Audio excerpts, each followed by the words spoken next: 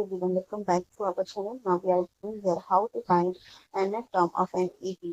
तो nth term find out करने के लिए हम इस फॉर्मूले का यूज करते हैं जो कि है T N which is equal to A plus N minus one into D.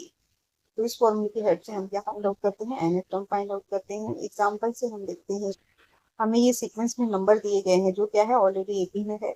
तो अगर जो हमें बोला गया है कि आपको 100 टर्म फाइंड आउट करना है, 100 टर्म फाइंड आउट करने का मतलब क्या होता है, हमें टी 100 फाइंड आउट करना है। जैसे यहाँ पर ये हमारा फर्स्ट टर्म है तो इसको हम बोलते हैं T1, एंड ये हमारा सेकेंड टर्म है तो हम इसको बोलते हैं T2। ये हमारा थर्ड टर्म है तो इसको हम बोलते हैं T3, एंड ये हमारा फोर्थ टर्म तो हम इसको क्या बोलते हैं, T4 बोलते हैं। तो ऐसे करते करते बेटा हमें T100 फाइंड आउट करना है। तो T100 फाइंड आउट करने के लिए ना तो हम इस फॉर्मूले का अप्लाई करते हैं। अगर जो आप ऐसे T5 and T6 and T7 ऐसे फाइंड आउट करते जाओगे तो आपको बहुत ज़्यादा टाइम लगेगा। तो direct term 100 means 100 term, 99 term, 30 term, कोई भी टर्म आप इस फॉर्मूले का यूज करके आप फाइंड आउट कर सकते हो। जैसे यहाँ पर T100 दिया हुआ है या T30 दिया हुआ है, आपको बोला है T30 फाइंड आउट करो, T99 means 99 term find out करो। तो आप इस फॉर्मूले को अप्लाई करके आप इजीली फाइंड आउट कर सकते हो। तो चलिए अब हम इसको स्टार्ट करते हैं। तो यहाँ पर बेटा हमें क्या दिया हुआ है, हम इसको क्या, हमारे फर्स्ट टर्म इसके इक्वल होता है, ए के इक्वल होता है।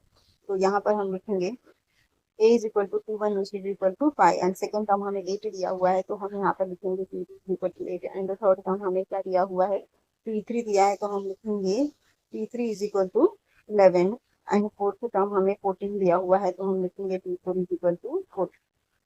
अब हम क्या करेंगे, अब हमें डी फाइंड आउट करना है। तो डी कैसे फाइंड आउट करते हैं, हम सेकेंड टर्म से फर्स्ट टर्म को माइनस करते हैं। तो हमें सेकेंड टर्म क्या दिया हुआ है, 8, एंड फर्स्ट टर्म 5 दिया हुआ है तो 2 माइनस 2 करेंगे तो 8 माइनस 5 करने पर हमें वैल्यू मिल जाती है 3। तो डी की वैल्यू हमें क्या मिल गई, 3 मिल गई। तो यहाँ पर हमें ए की वैल्यू चाहिए थी और हमें डी की वैल्यू चाहिए थी। हमें ए और डी की वैल्यू मिल गई और हमें क्या फाइंड आउट करना है, यहाँ पर 100 टर्म फाइंड आउट करना है, मीन्स 300 फाइंड आउट करना है। तो हम यहाँ पर एन की जगह पर क्या लिखेंगे, 100। तो चलिए फॉर्मूला लिखते हैं। तो T N is equal to A plus N minus one into D. तो यहाँ पर टी एन की जगह पर क्या लिखेंगे, हम 100 लिखेंगे। देन ए फर्स्ट टर्म हमारा 5 है तो 5 लिखेंगे, और एन के प्लेस पे हम क्या लिखेंगे, 100 लिखेंगे। देन माइनस वन और इंटू डी, कॉमन डिफरेंस हमें क्या मिला हुआ है, 3 को multiply by D.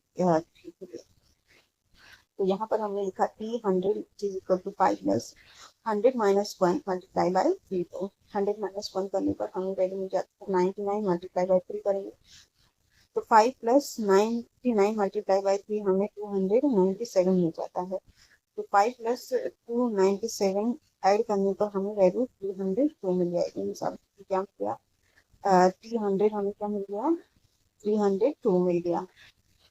100 term find out करना था, हमने यहाँ पर फाइंड कर दिया। अब हम फाइनल करेंगे the 100 term of A is 300। I hope student आपको समझ में आया होगा। if you like the video please share and subscribe।